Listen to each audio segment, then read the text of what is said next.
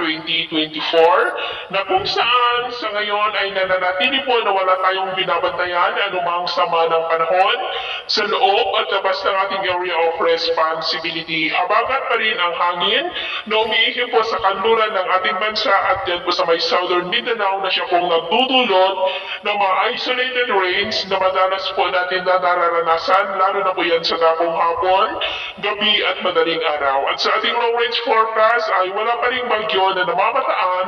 na tatawid po dito sa ating karupaan hanggang po sa susunod na 2 linggo ay storm free po tayo. Pero consistently na may namamataan na posibleng mga sama ng panahon na mabubuo dyan po sa may northeastern part ng ating bansa na bahagyang hahatak ng habagat sa susunod po ng mga araw. At sa lagay ng ating panahon ngayong madaling araw ay may mga isolated rains sa ilang bahagi ng Ilocos Region, Cordillera, Lingayen, Pangasinan, Bataan, Metro Manila, Calabarzon, Mindoro Provinces, Marinduque, Bicol Region, Iloilo, Negros Occidental, ilang bahagi ng Cebu, Bohol, Northern Leyte, Eastern Samar, Sulu Archipelago, Misamis Occidental, Lanao del Norte,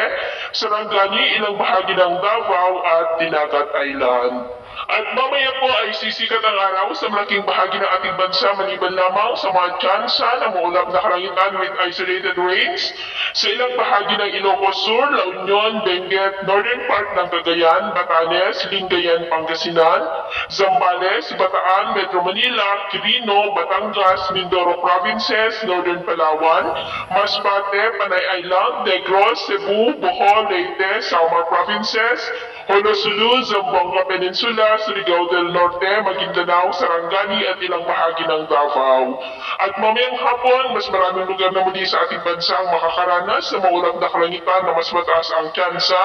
ng mga isolated light to heavy rains. Kaya mag-ingat po tayo dahil posible pa rin ang mga panta po ng mga pagbaha at pagguho ng lupa.